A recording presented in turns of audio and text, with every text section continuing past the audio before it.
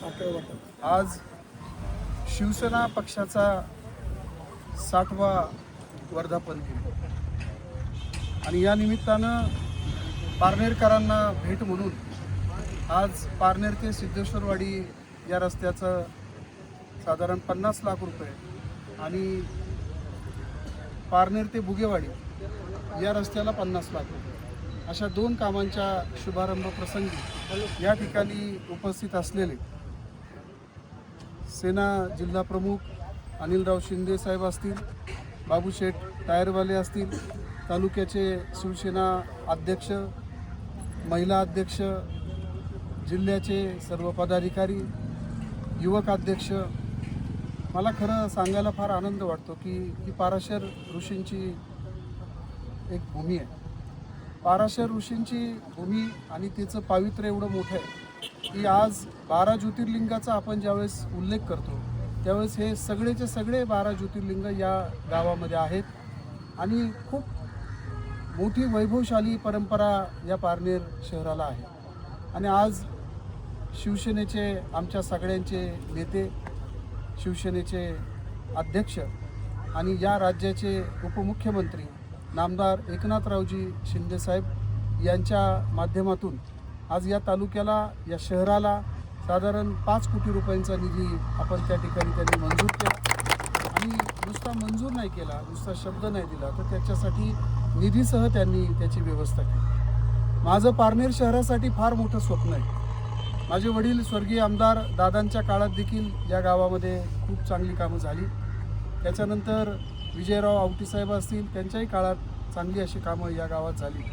आज गावामधले अनेक प्रश्न हे सातत्यानं नागरिकांकडनं आमच्या कानावर येत असतात.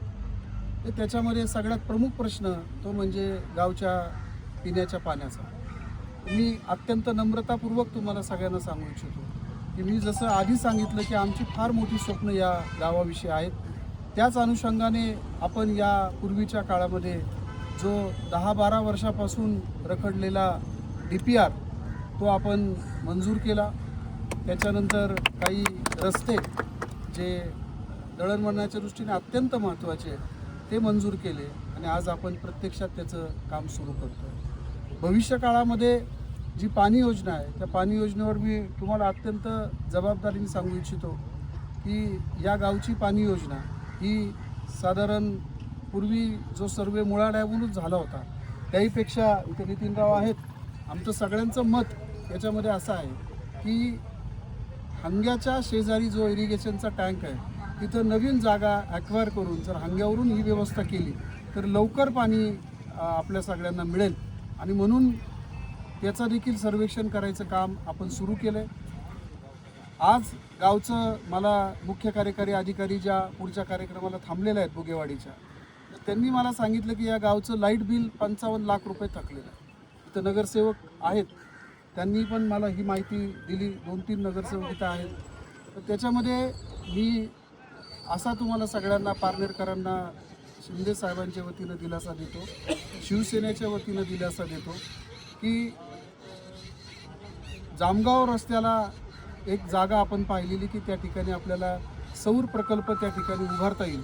आणि हा सौर प्रकल्प जर उभा राहिला तर निश्चितपणे पारनेरचं जे लाईट बिल आहे ते आपल्याला अगदी 2-3 लाखामध्येच, त्याच्यापेक्षा जास्त बिल काही येणार नाही. आणि हा प्रकल्प आपण याच्या पुढच्या काळामध्ये महत्त्वाकांक्षी हाती घेतो. त्याचबरोबर गावामधल्या अनेक सुशोभीकरणं असतील, गावामधल्या अनेक इमारती असतील, त्याच्यामध्ये नगरपंचायतची इमारत असेल.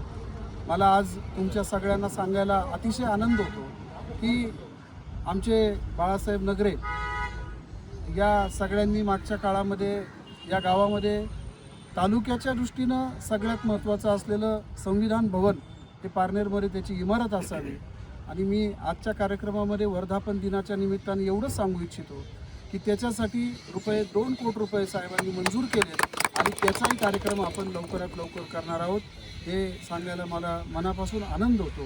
या गावामध्ये अजून कदाचित माझी सगळ्या नागरिकांना एकच त्यांना मी विश्वास देतो की शिवसेना पक्ष हा जो बोलतो तसाच वागतो.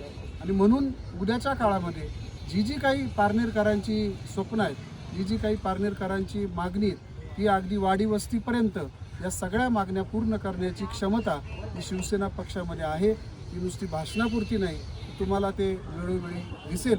मी यापेक्षा अधिक काही बोलणार नाही, परंतु इथं उपस्थित असलेल्या आमच्या तमाम सैनिकांच्या वतीनं मी 60व्या शिवसेनेच्या वर्धापन दिनानिमित्त सगळ्यांना मनापासून शुभेच्छा देतो आणि भविष्य काळामध्ये पारनेर शहराचं रूप हे अतिशय पलटलेलं तुम्हाला दिसेल. एखाद्या मोठ्या शहरासारखं पारनेरचं रूप दिसेल. हा शब्द या ठिकाणी अत्यंत जबाबदारी देतो. नमस्कार.